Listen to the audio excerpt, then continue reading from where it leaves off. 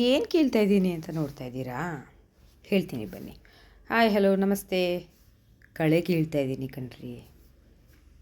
ಇದು dragon fruit ಗಿಡ. So ಗಿಡ ತುಂಬ ಬರೀ ಮುಳ್ಳು, ಹಾಗಾಗಿ ಹುಷಾರಾಗಿ ಕೀಳ್ತಾ ಇದ್ದೀನಿ. ಹೀಗೆ ಮೊನ್ನೆ ಎಲ್ಲ ಪಾಟ್ದು ಕಳೆ ಎಲ್ಲ ಕಿತ್ತು ಒಂದು ಕಡೆ ಹಾಕಿ, ಹಾಗೆ ಇದ್ರ ಪಕ್ಕದಲ್ಲಿ ಇಡ್ತಾ ಇದ್ದೀನಲ್ಲ, ಆ ಥರ ನೆಲದ ಮೇಲೆ ಇಟ್ಬಿಟ್ಟು ಇನ್ನು ಸ್ವಲ್ಪ ಹೊತ್ತಿಗೆ ಬಂದು ತೆಗಿಯೋಣ ಹೋಗಿದ್ದೆ ಅಷ್ಟೇ. ಮತ್ತೆ ಮೇಲೆ ಬರಲೇ ಇಲ್ಲ. ಸಂಜೆ ನೆನಪಾಯಿತು, ತೆಗಿಯೋಣ ಈಗ ಹೋಗಿ ತೆಗಿಯೋಣ, ತೆಗಿಯೋಣ ಅನ್ನೋಷ್ಟರಲ್ಲೇ ಮಳೆ ಚೆಚ್ತು ನೋಡಿ. ಅಷ್ಟೇ. ಇನ್ನು ಆವತ್ತು ಇಡೀ ದಿನ ಮಳೆಯಲ್ಲಿ ನೆಂದು ತೂಬಲ್ಲಿ ಎಲ್ಲಿ ಸೇರಿಕೊಂಡಿರುತ್ತೋ ಅನ್ನೋದೇ ಯೋಚನೆ. ಆದರೂ ಬಂದೇನು ತೆಗಿಲಿಲ್ಲ, ಹಾಗೆ ಬಿಟ್ಟಿದ್ದೆ. ಮರುದಿವಸ ಬಂದು ನೋಡಿದ್ರೆ ಪಿಚ. ಸ್ವಲ್ಪ ಬಿಸಿಲು ಬರಲಿ, ಸ್ವಲ್ಪ ಒಣಗಲಿ ಅಂತ ಹಾಗೆ ಬಿಟ್ಟೆ. ಮೋಡ ಹಾಕೋದು, ಬಿಸಿಲು ಬರೋದು ಇದೇ ಆಗಿ ಕಡೆಗೆ ಮತ್ತೊಂದು ರೌಂಡ್ ಮಳೆ ಬಂದು ಮತ್ತೆ ನೆನೀತು. ಇನ್ನು ಆಗೋದಿಲ್ಲ ಅಂದ್ಬಿಟ್ಟು ಗಟ್ಟಿ ಮನಸ್ಸು ಮಾಡಿ ಕ್ಲೀನ್ ಮಾಡಲೇಬೇಕು ಅಂತ ಎಲ್ಲ ಕ್ಲೀನ್ ಮಾಡ್ಕೊಂಡು ಬಿಡ್ತಾಯಿದ್ದೀನಿ. ತೂಬುಗಳಲ್ಲಿ ಅವಾಗವಾಗ ಚೆಕ್ ಮಾಡ್ಕೊತಾನೆ ಇರಬೇಕು. ಉದುರಿದ ಎಲೆ, ಹೂವು, ತೋಟ ಎಲ್ಲ ತೂಬು ಹತ್ರ ಸೇರಿಕೊಂಡ್ರೆ ಮಳೆ ಬಂದಾಗ ಹೆವಿಯಾಗಿ ಬಂದರೆ ಆ ತೂಬೆಲ್ಲ ಬ್ಲಾಕ್ ಆಗಿಬಿಟ್ರೆ ನೀರು ನಿಂತುಬಿಡುತ್ತೆ. ಈ ಫ್ಲೋರಿಂದ ಕೆಳಗಡೆ ಫ್ಲೋರ್ಗೆ ಹರ್ಕೊಂಡು ಹೋಗುತ್ತೆ. ಆ ಒಂದು ಉದ್ದೇಶದಿಂದ ಅದನ್ನು ಆವಾಗಿಂದಾಗೆ ಕ್ಲೀನ್ ಮಾಡ್ಕೊತಾ ಇರ್ತೀನಿ. ಸೊ ಇದನ್ನೆಲ್ಲ ತೆಗೆದೆ. ಈ ಥರ ಒಂದು 2-3 ಕಡೆ ಉಡ್ಡೆ ಮಾಡಿ ಇಟ್ಬಿಟ್ಟಿದ್ದೆ. ಅದು ನಾನು ಮಾಡಿದ ತಪ್ಪು. ಅದಕ್ಕೆ ಹೇಳೋದು, ನಾನು ಗಾರ್ಡನಿಗೆ ಬಂದು ಒಂದು ಕೆಲಸಕ್ಕೆ ಕೈ ಹಾಕಿದಾಗ ಅಲ್ಲೇ ಕೂತು ಅಟ್ ಎ ಟೈಮ್ ಎಲ್ಲ ಮುಗಿಸಿ ಕೆಳಗೆ ಹೋದರೆ ನನ್ನಷ್ಟು ಒಳ್ಳೆ ಹುಡುಗಿ ಇನ್ನೊಬ್ಬರಿಲ್ಲ. ಹಿಂಗೆ ಬಿಟ್ಟು ಹೋದ್ನಾ ಮತ್ತೆ ಆ ಕಡೆಗೆ ಪುನಃ ಅದೇ ಕೆಲಸಕ್ಕೆ ಕೈ ಹಾಕೋದಿದೆಯಲ್ಲ, ಭಾಳ ಕಷ್ಟ. ಸೊ ಈಗ ಈಸಿಯಾಗಿ ಆಗ್ತಾಯಿದ್ದನ್ನು ಕಷ್ಟಪಡೋ ಹಾಗಾಯಿತು ನೋಡಿ. ಇದು ಇನ್ನೊಂದು ಕಡೆ ನಾನು ಹೆಚ್ಚಿಗೆ ಮಳೆ ಬಂದು ನೀರು ಹರ್ಕೊಂಡು ಬರುತ್ತೆ ಅನ್ನಲ್ಲ, ಈ 3rd ಫ್ಲೋರಲ್ಲಿದು ಆ ತೂಬ್ ಬ್ಲಾಕ್ ಆದರೆ ಅಲ್ಲಿಂದ ಇಲ್ಲಿಗೆ ಹರ್ಕೊಂಡು ಬರುತ್ತೆ ನೀರು. ಇಲ್ಲಿ ಸ್ವಲ್ಪ ಅವನು ವಾಟರ್ ಸರಿಯಾಗಿ ಮಾಡಿಲ್ಲ ನಮ್ಮ ಮನೆ ಕಟ್ಟೋ ಕೆಲಸ ಮಾಡೋವಾಗ, ಹಾಗಾಗಿ ಸ್ವಲ್ಪ ನೀರು ನಿಲ್ಲುತ್ತೆ. ತೂಬಿಗೆ ಹೋಗುತ್ತೆ, ಬಟ್ ಅಷ್ಟು ಈಸಿಯಾಗಿ ಅದು ಒಂದು ಮೂಲೆಯಲ್ಲಿ ನಿಂತ್ಕೊಂಡ್ಬಿಡತ್ತೆ. ಫ್ಲೋ ಸರಿ ಇಲ್ಲ. ಹಾಗಾಗಿ ಇದು ಆವಾಗವಾಗ ಕ್ಲೀನ್ ಮಾಡ್ಕೊತಾನೆ ಇರಬೇಕು.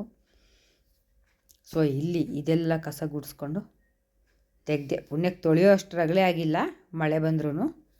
ತಳದಲ್ಲಿ ಒಂಚೂರು ಮಣ್ಣಿದ್ದನ್ನೆಲ್ಲ ಗಿಡದಲ್ಲೇ ಪಾಟಿಗೆ ಹಾಕ್ಕೊಂಡ್ಬಿಟ್ಟಿದ್ದೀನಿ. ಬರೀ ಕಸ ಮಾತ್ರ ತೆಕ್ಕೊಂಡಿದ್ದೀನಿ. ಇದು ಒಂಥರ ಗೊಬ್ಬರ ಥರ ಆಲ್ರೆಡಿ ಆಗ್ತಾ ಇರೋದ್ರಿಂದ ಇದ್ರ ಮೇಲೆ ಒಂದು ಸ್ವಲ್ಪ ಕಂಪೋಸ್ಟು, ಒಂಚೂರು ಕೋಕೋಪೀಟು ಹಾಕಿಬಿಟ್ಟು ಒಂದು 2 ಹಿಡಿಯಷ್ಟು ಮಣ್ಣು ಹಾಕಿದರೆ ಒಂದು 4-5 ದಿವಸದಲ್ಲಿ ಇದು ಕೊಳೆತು ಗೊಬ್ಬರದ ಲೆವೆಲಿಗೆ ಬರುತ್ತೆ.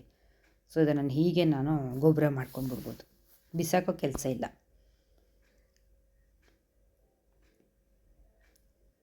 ಇಲ್ಲಿ ಸ್ವಲ್ಪ ಸಣ್ಣ ಎಲೆಗಳು ಇರುವಂಥ ಗಿಡಗಳು ಜಾಸ್ತಿ, ಹಾಗಾಗಿ ತುಂಬ ಉದುರುತ್ತೆ ಮಳೆಗೆ ಏಟಿಗೆ.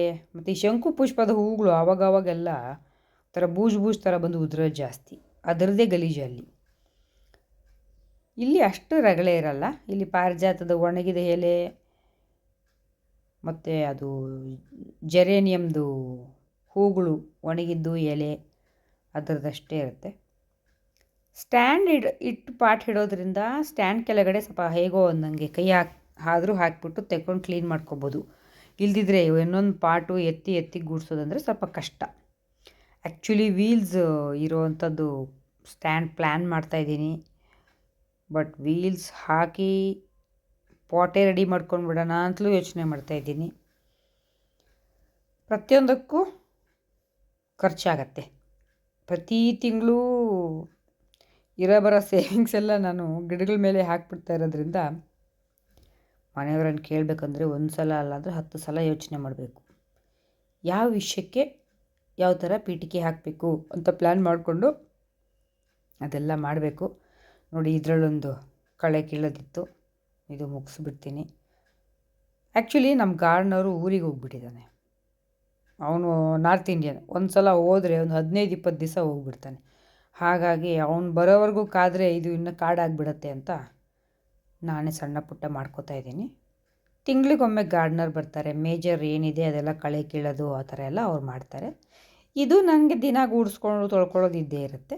ಸೊ ಆ ಕೆಲಸ ನಾನು ಮಾಡ್ಕೋತಾ ಇದ್ದೀನಿ. ಸೊ ಇಲ್ಲಿದು ಗೂಡ್ಸಿದ ಕೆಲಸ ಮುಗೀತು. ಇದು ಕಸ ತೆಗೆದುಬಿಟ್ರೆ ಈ ಪೋರ್ಷನ್ ಕೂಡ ಕ್ಲೀನಾಗಿಬಿಡುತ್ತೆ. ಇಷ್ಟೆಲ್ಲ ಕಸ ಗುಡಿಸ್ಕೊಂಡ್ಮೇಲೆ ಒಂಚೂರು ಹಾಗೆ ನೀರು ಹಾಕ್ಬಿಟ್ಟು ತೆಕ್ಕೊಂಡ್ಬಿಡ್ಬೇಕು. ಆಮೇಲೆ ಏನೇನು ಐಟಮ್ಸ್ ಯೂಸ್ ಮಾಡಿರ್ತೀವಿ ಕ್ಲೀನಿಂಗ್ಗೆ ಅಂತ ಆ ಐಟಮ್ಸ್ನ ತೊಳೆದು ಇಟ್ಕೊಂಬಿಡ್ಬೇಕು. ಇನ್ನೊಂದು ಸಲ ಕ್ಲೀನ್ ಮಾಡಬೇಕು ಅನ್ನೋ ಟೈಮಲ್ಲಿ ಕೈ ಹಾಕಿದಾಗ ಗಲೀಜು ಪೊರಕೆ ಎಲ್ಲ ಕಾಣಿಸಿದ್ರೆ ನನಗಂತೂ ಇಷ್ಟ ಆಗಲ್ಲ. ನನಗೆ ಯಾವಾಗಲೂ ನೀಟಾಗಿರಬೇಕು. ಹಾಗಾಗಿ ಅದನ್ನು ನೀಟ್ ಮಾಡ್ಕೊತಾ ಇದ್ದೀನಿ. ಸೊ ಇಲ್ಲಿಗೆ ಕ್ಲೀನಿಂಗ್ ಕೆಲಸ ಮುಗೀತು. ನಮ್ಮ ಗಾರ್ಡನ್ ನೀಟಾಗಿ ಕಾಣಿಸ್ತಾ ಇದೆ. Hope you all liked it. Thank you for watching.